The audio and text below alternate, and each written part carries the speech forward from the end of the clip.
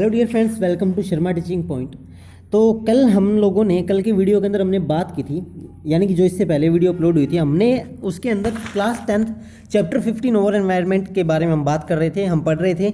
वहाँ पे हमने फूड चेन और एनर्जी ट्रांसफ़र इन ट्रॉफिक लेवल्स तक पढ़ लिया था। आज मैं आपको इस चैप्टर को कंप्लीट करा दूंगा। ये उस वीडियो का सेकंड पार्ट है, तो वीडियो को ज़्यादा से ज़्यादा शेयर कर दें सभी स्टूडेंट तक। आज हम पढ़ेंगे फूड वेब के बारे में। देखो, फूड चेन आपने पढ़ ली, बिल्कुल सिंपल होती है ना, एक ही डायरेक्शन में होता है। अब फूड वेब क्या होती है, मैंने आपको कहा था फूड वेब नहीं होती है, कोई फिक्स नहीं होता, कोई किधर ही जा रहा है, कोई किधर ही जा रहा है, कोई किधर जा रहा है, कोई किधर जा रहा है ना। तो फूड वेब क्या है? In nature large number of food chains are interconnected forming a food web. देखो, सिंपल सी बात मैं बताऊं, जब ज़्यादा से ज़्यादा फूड चेन आपस में जुड़ जाएं उसे हम लोग क्या बोलते हैं? फूड वेब बोलते हैं। ठीक है, वेब का मतलब क्या होता है? देखो ध्यान से देखो, वेब का मतलब क्या होता है? वेब का मतलब होता है जाल। क्या होता है वेब का मतलब? जाल। अब जाल कैसा होता है? ऐसे उलझा हुआ, कोई किधर या कोई किधर या कोई कैसी डायरेक्शन, कोई कैसी डायरेक्शन, ऐसे उलझा हुआ होता है ना। तो यानी कि जिसकी डायरेक्शन सेम ना हो, जिसकी कोई फिक्स डायरेक्शन ना हो, जिसका कोई फिक्स ऑब्जेक्ट ना हो कि कौन किसको खा रहा है, उसे हम लोग क्या बोलेंगे? फूड वेब बोलेंगे। चलिए मैं आपको डायग्राम से समझाता हूँ, डायग्राम से आपको अच्छा समझ में आएगा। देखो ध्यान से देखना।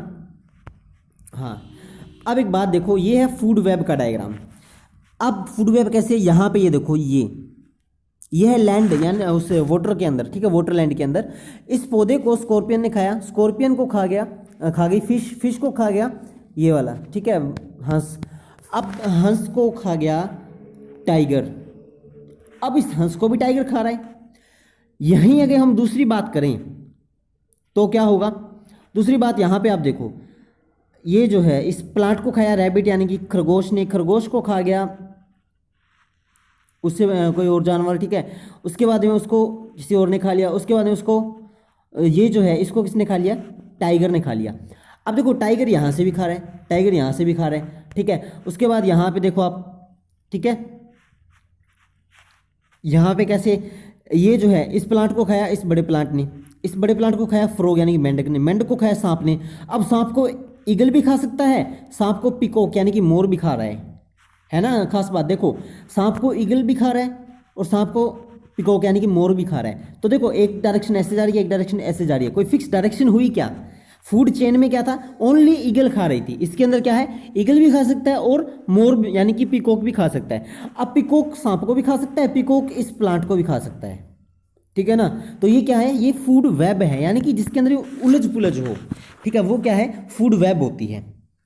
ठीक है ना। अब कैसे? जैसे देखो, ये जो प्लांट है इसको ये गोट भी खा सकती है, डियर भी खा सकता है। ठीक है, और इन दोनों को कौन खा सकता है? टाइगर भी खा सकता है, या फिर इन दोनों को ये लोमड़ी भी खा सकती है ना। तो ये सारी क्या है? अब देखो, इसको ये जो है वो इसको भी खा सकते हैं और ये इसको भी खा सकते हैं।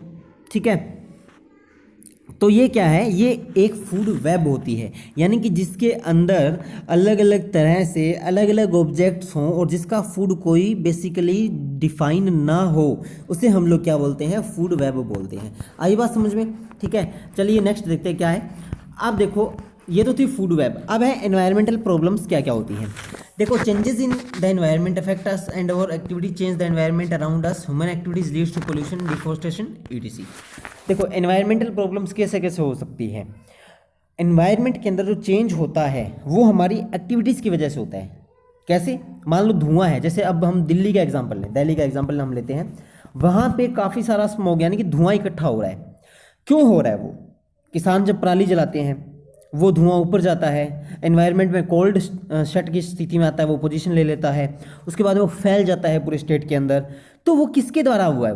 वो किसानों के द्वारा किया गया, यानी कि जो ह्यूमन बीइंग है वो इफेक्ट कर रहे हैं ना एनवायरनमेंट को। तो ह्यूमन बीइंग की जो एक्टिविटीज़ होती हैं वो एनवायरनमेंट को इफेक्ट करती हैं। ठीक है ना। और उसकी वजह से पोल्यूशन और डिफोरेस्टेशन, ये ज़्यादा से ज़्यादा प्रॉब्लम हो जाती है। ठीक है, और उसी का जो खामियाजा है वो ह्यूमन बीइंग को ही भुगतना पड़ता है। इसी तरह से हम बात करें ओजोन लेयर की। ओजोन लेयर क्या है? ओजोन लेयर एक सिंपल सी मैं आपको बात बताता हूँ। देखो, ये अर्थ है ना, इसके ऊपर एक लेयर है इस तरह से। ठीक है, अब इसका काम क्या है? इस लेयर का काम ये है, जो सन है, ठीक है, जो सन है उस सन की रेस को ऐसे डायरेक्टली यहाँ अर्थ के ऊपर नहीं आने देती है। इसको ये प्रोटेक्ट करती है ओजोन लेयर। ठीक है, प्रोटेक्ट करके उसको प्योरीफाई करके अर्थ के ऊपर आने देती है। बट अब ये जो ओजोन लेयर है ना, ये क्या है? अब ये डिफेक्टेड होने लग गई है, अब ये ब्रेक डाउन होने लग गई है। ठीक है, क्यों होने लगी है, उसका भी कारण पोल्यूशन है। जैसे ज़्यादा से ज़्यादा ऑटोमोबाइल चलते हैं, कार, गाड़ियाँ, व्हीकल, ठीक है, ये सब के सब चलते हैं, इनसे धुआं निकलता है।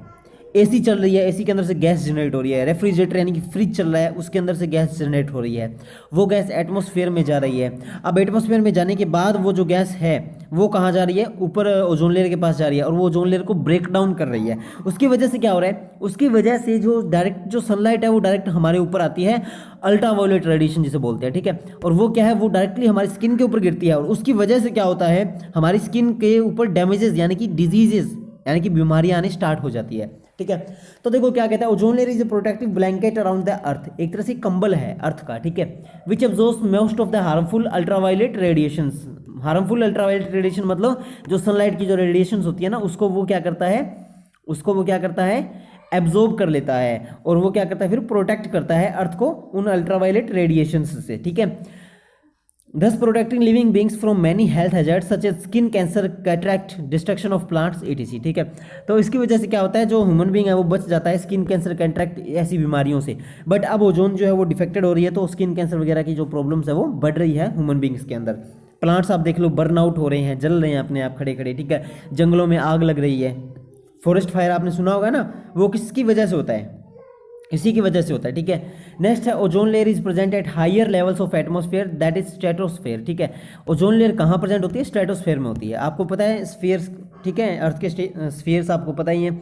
तो स्ट्रेटोस्फेयर जो होता है वहाँ पे ओजोन लेयर जो है वो प्रेजेंट होती है। It is a deadly poison at ground level, ठीक है। ग्राउंड लेवल पे जो है ये नाक के बराबर होती है। Next, formation of ozone molecule. Ozone molecule कैसे बनते हैं, देखो सिंपल सी बात मैं आपको बताता हूँ। ओजोन का मतलब होता है O3 यानी कि 3 ऑक्सीजन। कितने ऑक्सीजन, 3 ऑक्सीजन, ठीक है। 3 ऑक्सीजन जब मिलेंगे तो ओजोन बनेगी। अब ओजोन का फॉर्मेशन कैसे है, the high energy ultraviolet radiations break down the O2 molecules into free oxygen atoms, ठीक है। अब देखो ऑक्सीजन है O3, यहाँ से अल्ट्रावायलेट रेडिएशन आई, इस O3 को उसने ब्रेक डाउन किया O2 प्लस O के अंदर। अब O2 है, इसको फिर से ब्रेक डाउन कर दिया O प्लस O के अंदर, तो ऑक्सीजन की मात्रा क्या है, बढ़ जाएगी, ठीक है। तो यहाँ पे क्या होता है, the high energy ultraviolet radiation break down the O2 molecules into free oxygen, ठीक है। वो हाई एनर्जी जो है वो क्या करती है, O2 मॉलिक्यूल्स को फ्री ऑक्सीजन यानी कि सिंगल O में कन्वर्ट कर देती है। अब देखो these oxygen atoms then combine with oxygen. अब ये जो सिंगल ऑक्सीजन है वो ऑक्सीजन, ठीक है, O2 के साथ कनेक्ट होकर O3 बनाते हैं, और उस O3 को हम लोग क्या बोलते हैं, ओजोन बोलते हैं। क्या बोलते हैं हम लोग O3 को, ओजोन मॉलिक्यूल बोलते हैं। और ये जो O3 है ना, ओजोन मॉलिक्यूल O3 जो है वही हमें यूवी रेडिएशन से बचाता है, ठीक है। नेक्स्ट बात आती है डिप्लीशन ऑफ ओजोन लेयर क्यों हो रहा है, कैसे हो रहा है। देखो the decrease in the thickness of ozone layer over Antarctica was first observed in 1985। कब किया गया फर्स्ट ऑब्जर्व इंजीनियर्स और साइंटिस्ट के द्वारा, 1985 के अंदर किया गया। किसका डिप्लीशन, ओजोन लेयर का। डिप्लीशन का मतलब होता है टूटना, ब्रेक डाउन होना। And was term as ozone hole. काफ़ी इंपॉर्टेंट पॉइंट है, इसको मार्क कर लो, स्टार मार्क कर लो कि ये काफ़ी इंपॉर्टेंट पॉइंट है। कैसे पूछ सकता है ओजोन होल क्या है, तो आप कहोगे the decrease in the thickness of ozone layer, ठीक है, is known as the ozone hole. और ये कब किया गया था, ऑब्जर्व कब किया था, ये 1985 के अंदर किया गया था। This decrease was link to excessive use of synthetic chemicals like chlorofluorocarbon. हाँ, ये बात भी आपको याद रखनी है। क्लोरोफ्लोरोकार्बन, एसी, फायर रेफ्रिजरेटर, ठीक है, एरोसोल स्प्रे, ये जो चीज़ें हैं इनके द्वारा क्या होता है, इनके द्वारा इनका जो डिजीज़ है वो क्या डिटेक्शन हो जाती है, ओजोन लेयर्स की, ठीक है। अब decrease was link to excessive use of synthetic chemicals like chlorofluorocarbon. CFC क्या होता है, CFC होता है क्लोरोफ्लोरोकार्बन, जिसके अंदर एक क्लोरीन, फ्लोरीन और कार्बन डाइऑक्साइड जिसके अंदर सिंथेटाइज होती है, ठीक है। अब देखो क्लोरोफ्लोरोकार्बन जो है वो क्या है, ओजोन लेयर को ब्रेक डाउन करता है, ओजोन लेयर को तोड़ता है। उसकी वजह से क्या है, जो सनलाइट की जो रेडिएशंस है वो डायरेक्टली हमारी अर्थ के ऊपर आ जाती है। इसके अलावा आप जो फायर एक्सटिंग्विशर यूज़ करते हैं, एरोसोल स्प्रे यूज़ करते हैं, AC यूज़ करते हैं, उनकी वजह से भी क्या है, ओजोन लेयर के अंदर जो डिप्लीशन है वो आता रहता है, ठीक है। नेक्स्ट क्या कहता है, United Nations Environment Program UNEP succeeded in forging an arrangement to stop CFC production at 1986 level। Kyoto protocol by all countries. ठीक है, देखो यूनाइटेड नेशन एनवायरनमेंट प्रोग्राम एक संस्था है, ऑर्गेनाइजेशन है, उसने क्या कहा था, उसने कहा था कि क्लोरोफ्लोरोकार्बन की जो प्रोडक्शन है उसको रोको। उसको रोकने के लिए उन्होंने 1986 में एक लेवल यानी कि एक योजना स्टार्ट की थी जिसका नाम था क्योटो प्रोटोकॉल। क्योटो प्रोटोकॉल के अंदर सभी कंट्रीज को CFC को रोकना था। ठीक है, इससे क्या था, ओजोन लेयर को बचाया जा सकता था। ये था ओजोन लेयर के बारे में। उसके बाद हम बात करें गार्बेज डिस्पोजल के बारे में। तो गार्बेज क्या होता है, कूड़ा कचरा। ठीक है, और डिस्पोजल मतलब जो कि डिस्पोज हो जाए, जो कि डिकम्पोजर्स के द्वारा डिकम्पोज कर लिया जाए, ब्रेक डाउन कर लिया जाए स्मॉल स्मॉल एलिमेंटल पार्टिकल्स के अंदर। तो गार्बेज डिस्पोजल क्या है, improvements in lifestyle have resulted in accumulation of large amounts of waste materials. ठीक है, अब देखो सिंपल सी मैं आपको बताता हूँ, गार्बेज डिस्पोजल का मतलब है कि जो गार्बेज यानी कि जो कचरा है उसके अंदर कुछ ना कुछ इंप्रूवमेंट करके उसको डिकम्पोज किया जाए पूरी तरह से, ताकि जो लोगों का जो रहना है वो आसान हो सके। ठीक है, अब गार्बेज जो है वो अलग अलग तरीके के होते हैं। ठीक है, अब टाइप्स ऑफ मटेरियल कौन कौन से होते हैं गार्बेज के अंदर। अब कचरा है सारा एक तरह का कचरा तो होता नहीं है। ठीक है, अलग अलग तरह का होता है। सबसे पहला आता है बायोडिग्रेडेबल। बायोडिग्रेडेबल कौन से होते हैं, जो माइक्रो ऑर्गेनिज्म यानी कि डिकम्पोजर्स के द्वारा डिकम्पोज कर लिए जाए, ऐसे कंपोनेंट्स, ऐसा गार्बेज जो कि बायोडिग्रेडेबल यानी कि जो कि इंसेक्ट्स यानी कि माइक्रो ऑर्गेनिजम्स के द्वारा डिकम्पोज कर लिया जाए, उन्हें हम लोग क्या बोलते हैं, बायोडिग्रेडेबल बोलते हैं। ठीक है, और बायोडिग्रेडेबल बोलते हैं। अब इस हम बात करें इनके एग्जांपल की, तो जैसे फ्रूट हैं, वेजिटेबल पील्स हैं, ठीक है, सब्जी के जो छिलके होते हैं, कॉटन, जूट, डंग पेपर एक्सेट्रा, ये सब की सब चीज़ें जो है वो बायोडिग्रेडेबल हैं। ये क्या है, कंपोस्ट कर ली जाती हैं, ये डिकम्पोज कर ली जाती हैं ऑर्गेनिजम्स के द्वारा। उसके बाद हम बात करें नॉन बायोडिग्रेडेबल की, तो नॉन बायोडिग्रेडेबल कौन से होते हैं, ऐसे सब्सटेंस जो कि कंपोज यानी कि डिकम्पोज नहीं किए जा सकते हों। ठीक है, तो नॉन बायोडिग्रेडेबल कौन से होते हैं, जो can not be decomposed by the action of micro organisms are called non biodegradable waste. ठीक है, नॉन बायोडिग्रेडेबल वेस्ट वो होते हैं जिसपे कोई भी माइक्रो ऑर्गेनिज्म की रिएक्शन नहीं हो पा रही है, कोई भी माइक्रो ऑर्गेनिज्म जो है वो उसको डाइजेस्टेबल, उसको डिकम्पोज, उसको ब्रेक डाउन, ठीक है, उसको मेल्ट नहीं कर पा रहा है। एग्जाम्पल प्लास्टिक, पॉलीथीन, आपने पढ़ा होगा ना कि पॉलीथीन जो है वो गलती नहीं है, डिकम्पोज नहीं हो रही है। तो ये सब के सब चीज़ें क्या है, नॉन बायोडिग्रेडेबल है। Metal, synthetic fibre, radio active waste, pesticide, ये सारी चीज़ें क्या है, नॉन बायोडिग्रेडेबल है। और ये नॉन बायोडिग्रेडेबल जो चीज़ें होती है ना, ये हार्मफुल भी होती हैं एनवायरनमेंट के लिए। उसके बाद हम बात करें micro organism release enzymes which decompose the material, but these enzymes are specific in their action, that's why enzyme can not decompose all the materials. देखो इसका क्या मतलब है, इस पैराग्राफ का क्या मतलब हुआ। इस पैराग्राफ का मतलब ये हुआ, जो माइक्रो ऑर्गेनिज्म है ना, वो अपने बॉडी में से एंजाइम को जनरेट करते हैं। अब उन एंजाइम का क्या काम है, उन एंजाइम्स का काम है उस वेस्ट मटेरियल को डिकम्पोज करना, ब्रेक डाउन करना। ठीक है, अब उनका जो स्पेसिफिक एरिया होता है ना, वो उसी के अंदर ही ब्रेक डाउन कर सकते हैं। अब एंजाइम्स को आपने भेज दिया प्लास्टिक के ऊपर कि भाई इसको तू डिकम्पोज करके दिखा। अब एंजाइम्स है ना दिन रात लगा रहेगा, बट उसको डिकम्पोज नहीं कर पाएगा। और वही आपने भेज दिया, एप्पल का एक पीस पड़ा है, मान लो खराब एप्पल पड़ा है, उसके ऊपर भेज देगा भाई इसको डिकम्पोज कर, वो मिनटों के अंदर डिकम्पोज कर देगा। तो यानी कि उनका एक स्पेसिफिक एरिया होता है जहाँ पे वो डिकम्पोज कर सकते हैं। सो यही रीज़न है कि कुछ एक चीज़ों पे वो एक्शन नहीं कर पाते हैं और कुछ एक चीज़ों पे वो एक्शन कर लेते हैं। ठीक है, तो इसका समझ में आया ना पैराग्राफ, ये क्या कह रहा है। ठीक है, उसके बाद हम बात करें मेथड्स की, कि हम वेस्ट डिस्पोजल को कैसे मतलब प्रिवेंट करें, कैसे उसको सही तरह से ट्रीट करें। तो मेथड कौन कौन से होते हैं, सबसे पहला तो बायोगैस प्लांट। बायोगैस प्लांट का मतलब क्या है, देखो बायोगैस प्लांट होता है एक है ना, यूँ अब तो नहीं होता, गाँव में पहले होता था, ऐसे यूँ टैंक बनाया हुआ होता था। ठीक है, उसके ऊपर छोटा सा यूँ ढक्कन सा था, उस ढक्कन के अंदर से क्या है, वहाँ पे जितने भी पूरे गाँव का जो कचरा था, कूड़ा कचरा था, वो उस टैंक के अंदर भर देते थे और बाद में इसको यूँ ढक देते थे। इसको ढकने के बाद, कवर करने के बाद, इसके अंदर क्या है, वो मीथेन गैस बनती थी। ठीक है, बहुत बुरी तरह से बदबू होती थी उसकी। ठीक है, उसे हम लोग बोलते थे फ्लैटी स्मेल। ठीक है, वो बनती थी। अब वो क्या है, वो घरों में चूल्हा जलाने के काम आती थी। ठीक है, तो ये क्या था, ये मेथड था वेस्ट डिस्पोजल का, यानी कि जो कूड़ा कचरा था उससे गैस बना के घरों में खाना बना लिया। ठीक है, उसके बाद हम बात करें सीवेज ट्रीटमेंट प्लांट। आपने देखा होगा जो खराब पानी होता है उसको ट्रीट किया जाता है और उसको प्योरीफाई किया जाता है, उसके बाद में उसको रिवर्स वगैरह में डाल दिया जाता है और उससे फिर खेतों में सिंचाई यानी कि इरिगेशन वगैरह किए जाते हैं। उसके बाद हम बात करें लैंड फिलिंग्स।